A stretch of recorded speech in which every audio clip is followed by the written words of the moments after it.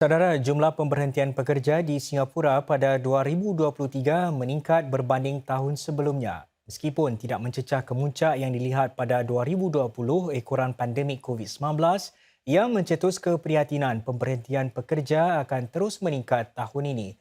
Jadi, apa yang perlu anda lakukan jika dibuang kerja serta apakah hak-hak anda dalam keadaan sebegitu? Serta apa yang boleh anda lakukan supaya tidak terlalu terjejas sekiranya dibuang kerja. Dalam segmen analisis berita malam ini, penerbit Naili Razif mendapatkan penjelasan Naib Pengerusi NTUC Abdul Samad Abdul Wahab.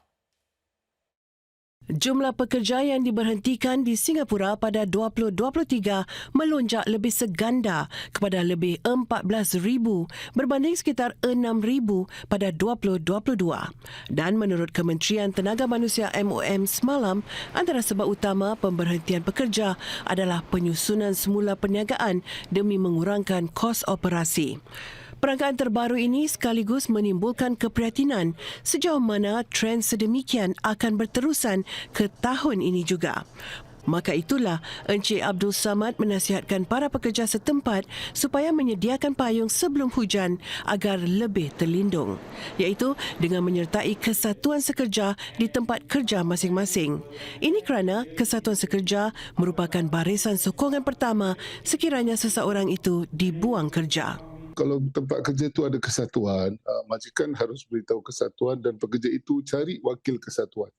Supaya wakil kesatuan dapat membimbing mereka apakah langkah-langkah yang mereka harus ambil dan juga wakil kesatuan itu akan mendapatkan papasan. Kalau tak ada, kita tak tahu tempat syarikat kita ada kesatuan atau tidak, kita tetap boleh join as NTUC member.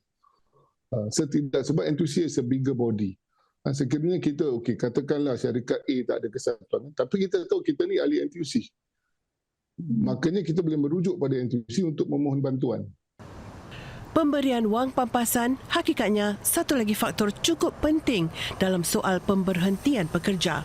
Pekerja yang tidak diwakili kesatuan mungkin lebih sukar mendapatkan pampasan yang adil kerana kurangnya kuasa untuk berunding dengan pihak syarikat. Malah, pekerja yang menganggotai kesatuan sekalipun mungkin kurang arif tentang hak-hak mereka dalam soal pampasan diberhentikan kerja.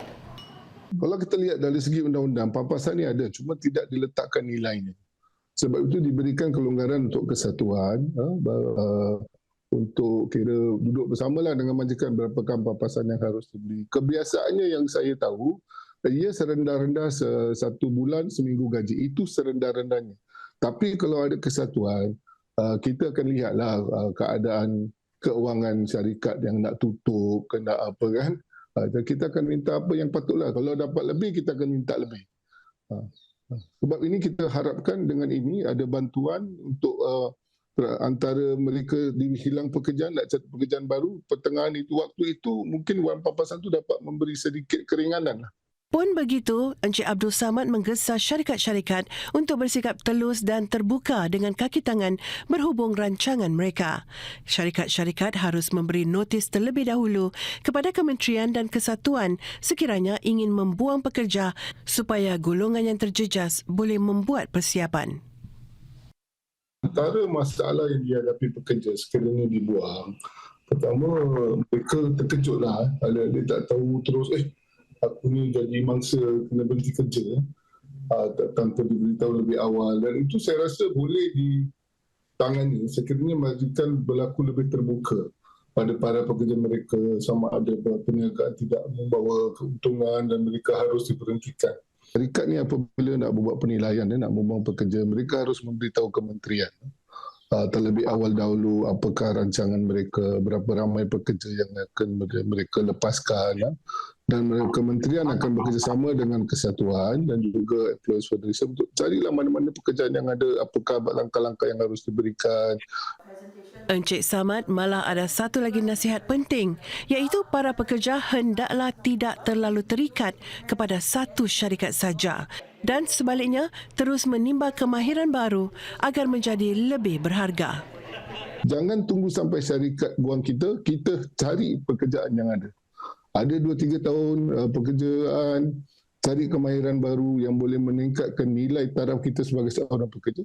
Jadi tak kira apa, kalau tak kena retrench pun tak apa, biarlah kita retrench diri kita. Jadi syarikat tu lebih tahu, aku akan kehilangan satuan pekerja yang bagus. Sektor yang dijangka terjejas dengan penyusunan semula termasuklah perkhidmatan IT dan penghilangan elektronik.